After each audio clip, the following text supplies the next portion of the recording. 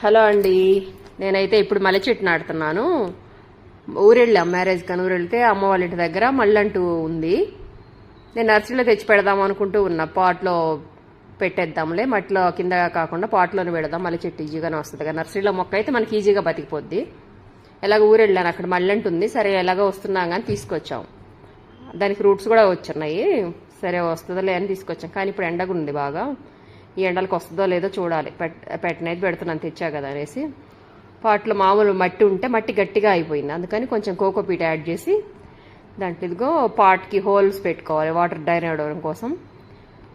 అందులో పెంకులు కానీ రాళ్ళు కానీ ఏమైనా వేసుకోవచ్చు ఆ హోల్స్ దగ్గర, అంటే మట్టి అందులోకి వెళ్ళకుండా వాటర్ వెళ్ళడానికి.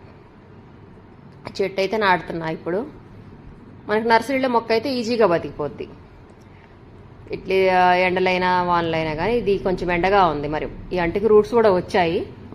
సరే పెడదాంలే, వస్తే వస్తుంది, లేకపోతే లేదు, మళ్ళీ నర్సరీ నుంచి తీసుకొచ్చి పెట్టచ్చులే రాకపోతే అనేసి ప్రస్తుతానికైతే మొక్క పెడుతున్నాము. ఇదిగోండి మొక్క అయితే నాటుతున్నాను, చూడాలి మరి వస్తుందో లేదో. ఇదిగో రూట్స్తో ఉంది, తీసుకొచ్చాను. కొంచెం కవర్లో మట్టి పట్టేసి ఇలా తీసుకొచ్చాము.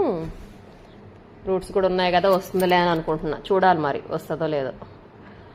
నర్సరీకి వెళ్దాం అనుకుంటే ఇగో రోజు రేపు అన్నట్టు డిలే అయిపోతుంది. అందుకని సరే ఎలాగో ఊరు వెళ్ళాక తీసుకొద్దామని తీసుకొచ్చాను. నర్సరీకి వెళ్దామంటే రోజు వెళ్దాం అనుకుంటే అట్లాగే ఉంటున్నాయి. మాకు దగ్గరలోనే ఉంటుంది మొక్కలు, ఇవి వాక్బుల్ డిస్టెన్స్లోనే ఉంటాయి. కానీ తెచ్చుకుందాంలే అంటే రోజు అట్లే అవుతుందిలనే సరే ఎలాగో తెచ్చాం అనేసి నాటుతున్నా.